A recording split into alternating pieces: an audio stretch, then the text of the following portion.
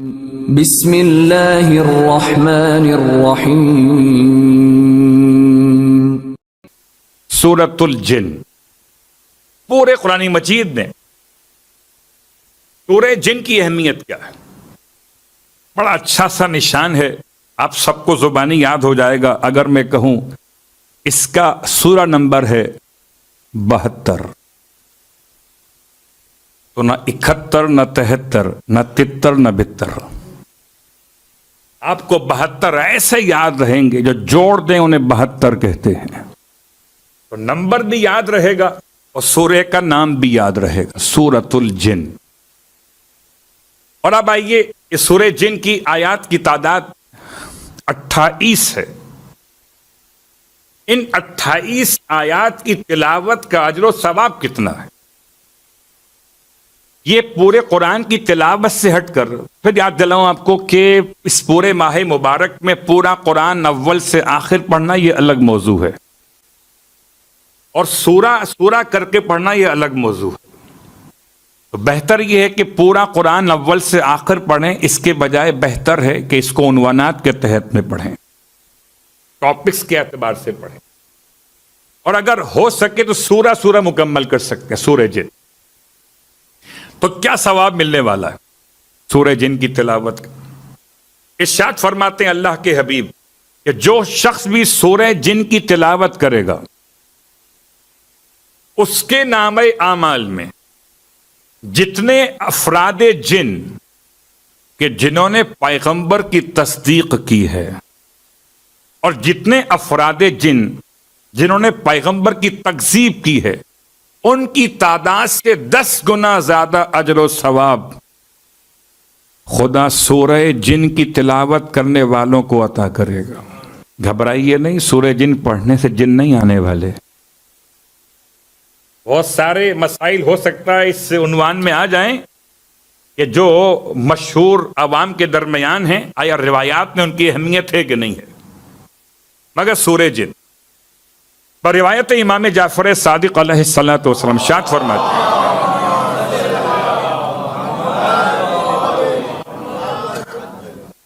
کہ سورہ جن کی تلاوت اگر کوئی زیادہ کرے، اکثر کرے، بار بار کرے، بار بار کیسے کرے؟ کہ جب کبھی 4 قل پڑھیے، سورہ اخلاص ہو، کافرون ہو، فلق و ناس، تو 5واں قل ہے سورہ مبارکہ جن۔ قرآن نے 5 ایسے سورے جو شروع ہوتے ہیں لفظ قل سے، ان میں سے 5واں کہہ لیجئے ترتیب کے لحاظ سے پہلا ہے سورہ جن۔ اس کی تلاوت کا ثواب امام فرما رہے کہ جو شخص اس کی تلاوت زیادہ کرے گا، پروردگار اس کو جنوں کے مکر و فریب سے محفوظ رکھے گا، جنوں کے دھوکے سے محفوظ رکھے گا، جنوں کے حملے سے محفوظ رکھے گا، اور خدا اسے محمد اور آل محمد کے ساتھ محشور کرے گا۔ ادھر محفوظ،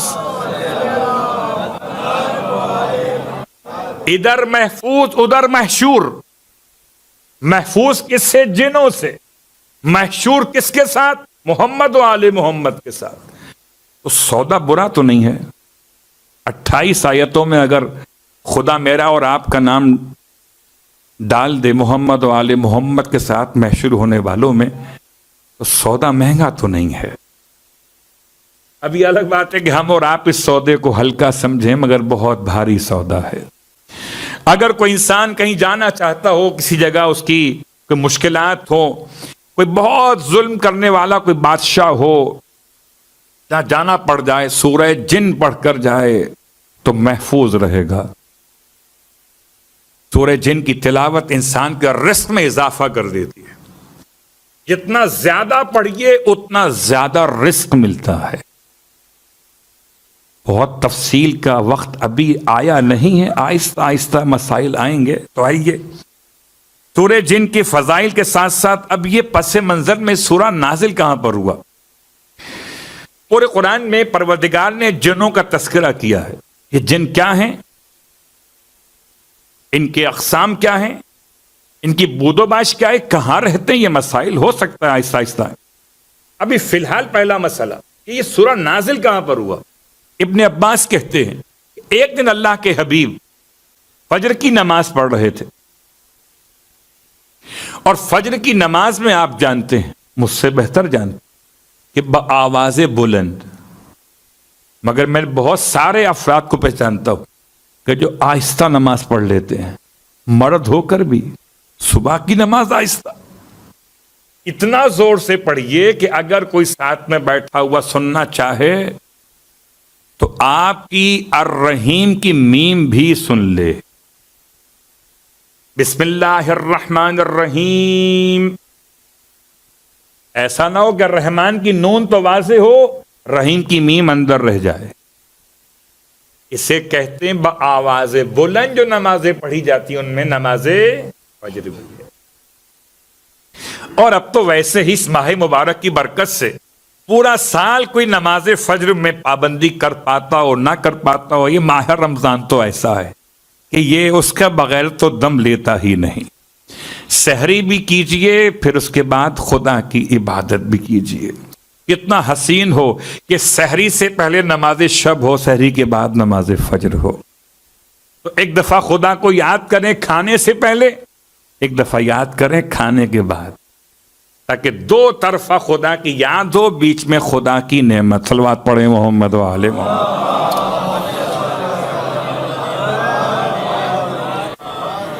تو سورہ مبارک جن کی پس منظر یہ نازل کیسے ہوا؟ ابن عباس کہتے اللہ کے حبیب صبح کی نماز پڑھ رہے تھے، بآواز بلند پڑھ رہے. ایسے میں جنوں کے گروہ نے پیغمبر کی آواز کو سنا، اور جن ذرا پریشان تھے. جب سے ختمیہ مرتبت کی رسالت کا بعثت کا عنوان ہوا تھا، جب سے آپ کی نبوت کا اعلان کیا گیا تھا، تب سے شیاطین کو اوپر جانے سے جنوں کو روک دیا گیا تھا. تو جن پریشان تھے کہ اوپر کے راستے بند کیوں ہو گئے، تلاش میں تھے.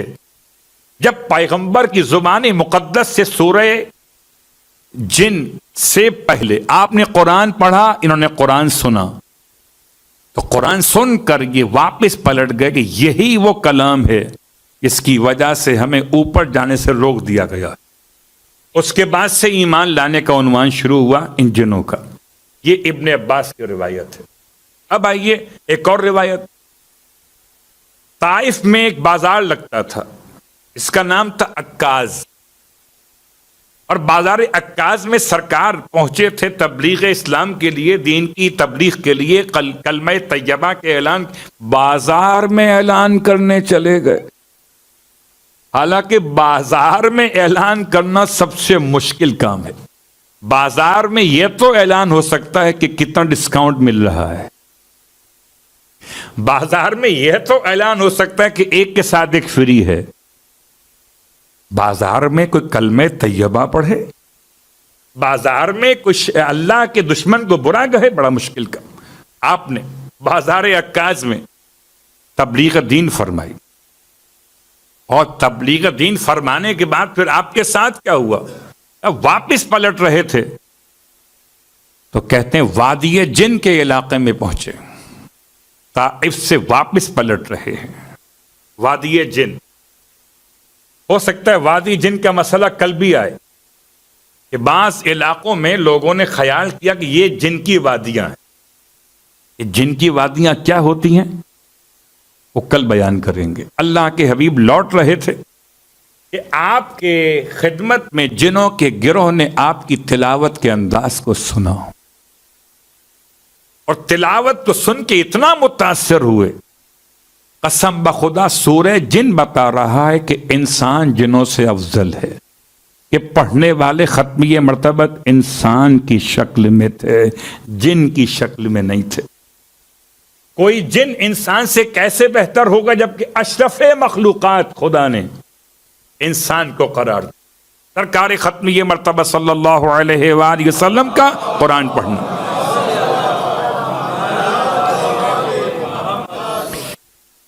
تو یہ دو روایات آپ کی خدمت میں آج کی حد تک، باقی انشاءاللہ باتیں آہستہ آہستہ. سورہ جن کے اعتبار سے سورہ جن 72واں سورہ اور اس کی آیت نمبر 1. بسم اللہ الرحمن الرحیم. قل اس کی ابتدا بسم اللہ کے بعد قل سے ہے.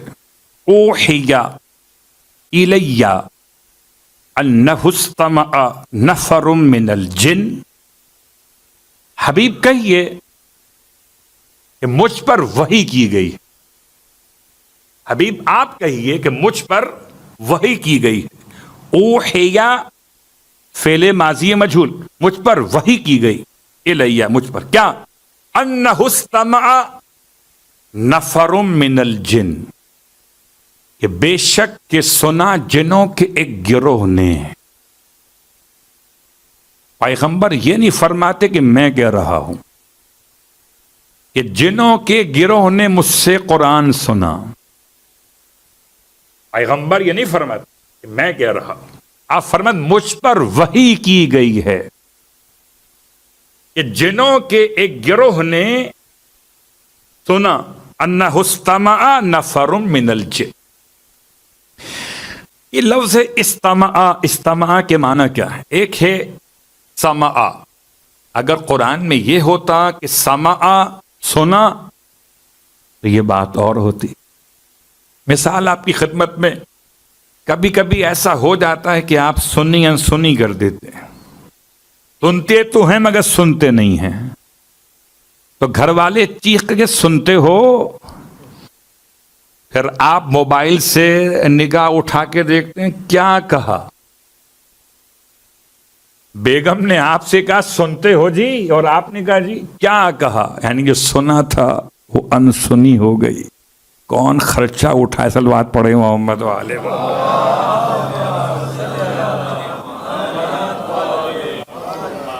آیت نمبر 1 کے الفاظ میں استمع نفر من الجن، جنوں کے ایک گروہ نے خاص طور سے سنا کان لگا کر.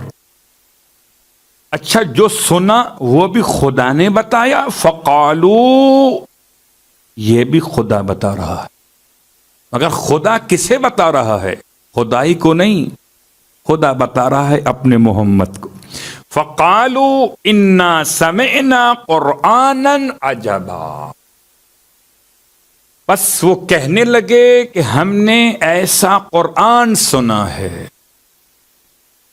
کہ جو عجب ہے. یہ قرآن کیا ہے اور عجب کیا ہے، اس کی وضاحت الفاظ میں الگ کر سکتا ہوں، آپ الگ سمجھ سکتے ہیں. مگر آیت کہتے یہدی الی الرشد، ایسا قرآن ہم نے سنا کہ جو عجب، تعجب خیز ہے. تعجب کس بات پر؟ کہ اس کے الفاظ میں ایسا سحر ہے کہ موڑ دے گمراہ کو راہ کی طرف. یہدی الی الرشد، ایسا قرآن ہے جو ہدایت کر رہا ہے اس کی طرف، رشد کی طرف. اللہ اکبر. کامیابی کی طرف، کامرانی کی طرف، خدا کی محبت کی طرف، نجات کی طرف اور جنت کی طرف. فآمنا بہ، اور ہم اس پر ایمان لے کر آتے ہیں. جنوں کے گروہ نے، یہ جن کہاں کے رہنے والے تھے؟ بعض روایات کے جن رہنے والے تھے یمن کے. بعض روایات کے جن رہنے والے تھے نسبین کے. یہ عراق کا ایک علاقہ ہے کہ جس کے خاص جنوں کا واقعہ مشہور ہے. انشاءاللہ آہستہ آہستہ بات آگے بڑھے گی. تو آج کی حد تک بات کو یہاں روکتے ہوئے باقی باتیں انشاءاللہ آنے والے دنوں کے لیے، استقبال ماہ رمضان بھی اور سورہ جن کی ابتدا بھی. تو قرآن کیسا ہے؟ عجب. عجب کا مطلب یہدی الی الرشد. تو کیا کرنا چاہیے؟ چومنا چاہیے اس کو، آنکھوں سے لگائیں، جیب میں رکھے نہیں. فآمنا بہ، ہم اس پر ایمان لے کر آتے ہیں. ایمان لانا اور ہے، گھر میں سجانا اور ہے. بیٹی کے سر سے رخصت کے وقت میں سایہ کرنا اور ہے. گلے میں لٹکانا تعویذ بنا کے اور ہے. جن بھی سمجھتے ہیں مگر انس نہیں سمجھتے کہ قرآن ایمان لانے کے لیے ہے، نہ کہ گھر میں سجانے. آمنا ولن نشرک بربنا احدا. آیت نمبر 2 مکمل ہو گئی. اور ہم ہرگز ہرگز اپنے رب کے ساتھ کسی کو شریک نہیں قرار دیتے. آمنا کی وضاحت آ گئی. ایک کے بعد ایک جملہ وضاحت قرآن خود قرآن کر رہا ہے.